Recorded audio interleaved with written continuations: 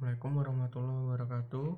Nama saya Ferdi Nurzikri, NIM C1C018217 akan mempresentasikan tentang filosofi riset dalam bidang akuntansi keberlakuan. Pergeseran arah riset. Pendekatan klasikal lebih menitikberatkan pada pemikiran normatif yang menggami kejayaan pada tahun 1960-an. Pada tahun 1970-an terjadi pergeseran pendekatan dalam riset akuntansi. Alasan yang mendasari pergeseran ini adalah pendekatan normatif yang telah berjaya selama 1 dekade. Ini tidak dapat menghasilkan teori akuntansi yang siap digunakan dalam praktik sehari-hari. Alasan kedua yang mendasari usaha pemahaman akuntansi secara empiris dan mendalam adalah gerakan dari masyarakat peneliti akuntansi yang menitikberatkan pada pendekatan ekonomi dan perilaku. Yang berikutnya, filosofi paradigma metodologi riset. Suatu pengetahuan dibangun berdasarkan asumsi-asumsi filosofi tertentu. Menurut Barrow dan Morgan, asumsi-asumsi tersebut adalah ontologi, epistemologi, hakikat manusia, dan metodologi. Ontologi berhubungan dengan hakikat atau sifat dari realitas atau objek yang akan diinvestigasi. Epistemologi berhubungan dengan sifat ilmu pengetahuan, bentuk ilmu pengetahuan tersebut, serta cara mendapatkan dan menyebarkannya. Epistemologi ini merupakan perhatian pada cara subjektisme, memberikan pendekatan bahwa pengetahuan bersifat sangat subjektif dan spiritual atau transendental yang didasarkan pada pengalaman dan pandangan manusia. Hal ini sangat berbeda dengan pendekatan objektivisme yang berpandangan bahwa pengetahuan itu berada dalam bentuk yang tidak berwujud. Asumsi mengenai sifat manusia merujuk pada hubungan antara manusia dan lingkungan. Yang berikutnya, berbagai paradigma metodologi riset. Paradigma fungsional. Paradigma fungsionalis sering disebut fungsionalis struktural atau kontingensi rasional. Paradigma ini merupakan paradigma yang umum dan dominan digunakan dalam riset akuntansi dibandingkan dengan paradigma lain, sehingga disebut paradigma utama. Secara ontologi, paradigma utama sangat dipengaruhi oleh realitas fisik yang menganggap bahwa realitas objektif berada secara bebas dan terpisah di luar diri manusia. Realitas diukur, dianalisis, dan digambarkan secara objektif, sehingga konsekuensinya adalah jarak antara objek dan subjek. Lubis. Yang berikutnya, paradigma interpretif. Paradigma ini juga disebut interaksionis subjektif. Pendekatan alternatif ini berasal dari filsuf Jerman yang menitikberatkan pada peranan bahasa, interpretasi, dan pemahaman dalam ilmu sosial. Menurut Barrow dan Morgan, paradigma ini menggunakan cara pandang para nominalis yang melihat realitas sosial sebagai sesuatu yang hanya merupakan label, nama atau konsep yang digunakan untuk membangun realitas. Hal ini bukanlah suatu yang nyata, melainkan hanyalah penamaan atas suatu yang diciptakan oleh manusia atau merupakan produk manusia itu sendiri.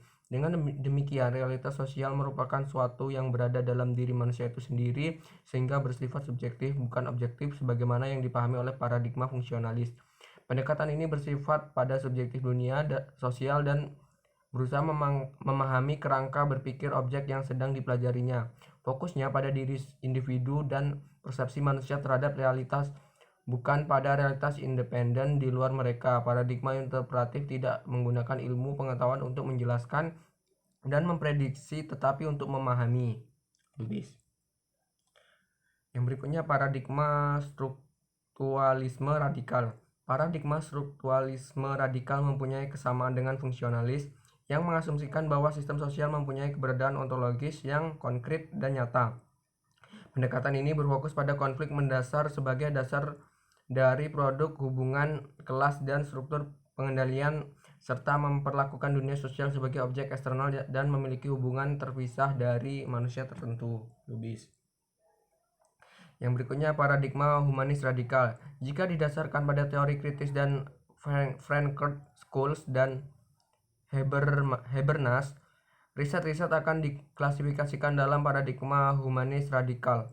Pendekatan kritis Habermas melihat objek studi sebagai suatu interaksi sosial yang disebut dunia kehidupan, yang berarti interaksi berdasarkan pada kepentingan kebutuhan yang melekat dalam diri manusia dan membantu untuk pencapaian yang saling memahami. Interaksi sosial dalam dunia kehidupan dibagi menjadi dua kelompok, yaitu yang pertama interaksi yang mengikuti kebutuhan sosial alami, misalnya kebutuhan akan sistem informasi manajemen.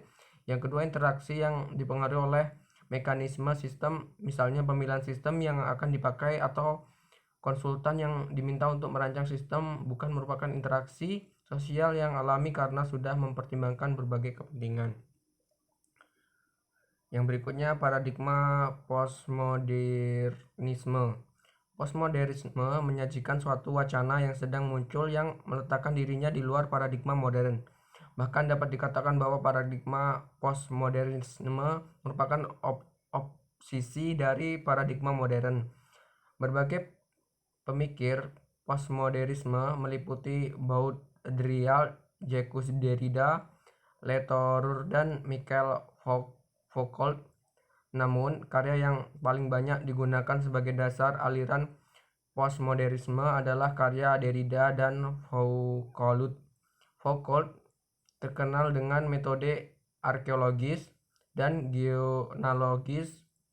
Menurut Foucault, istilah arkeologis dimaksud untuk mencari asal-usul pengetahuan dan digunakan untuk menunjukkan suatu usaha arkeologis, yaitu ciri khas pemikiran yang menyangkut tujuan, metode, dan bidang penerapan. Foucault melakukan studi tentang periode-periode sejarah pemikiran untuk menemukan epistemologi yang mendasari disiplin ilmu tertentu dan ciri pengetahuan yang menentukan di setiap periode. Lubis 2014.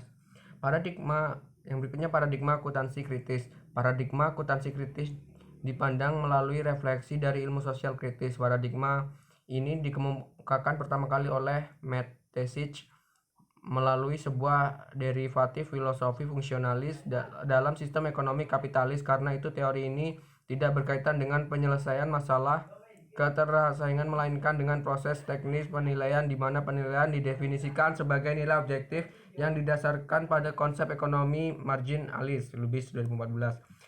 Yang D. Peluang riset akuntansi keberlakuan pada lingkungan akuntansi.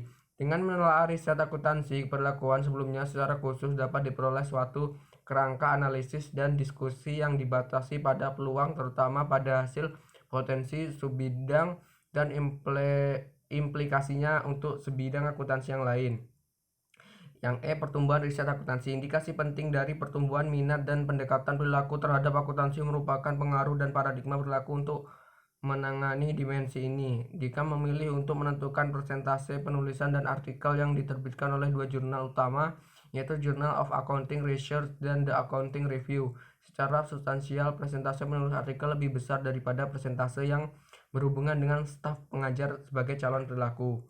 Yang F. Perkembangan riset akuntansi keberlakuan. Wawasan dalam riset akuntansi keberlakuan saat ini bisa diperoleh dengan dua cara, yaitu yang pertama survei publikasi utama dari riset akuntansi keberlakuan, yang kedua klasifikasi topik artikel yang dipublikasikan dan pemetaan publikasi terhadap model perilaku individu. Baiklah, mungkin itu saja yang dapat saya sampaikan, kurang lebihnya mohon dimaafkan. Saya akhiri, wabillahi taufiq wal hidayah. Wassalamualaikum warahmatullahi wabarakatuh.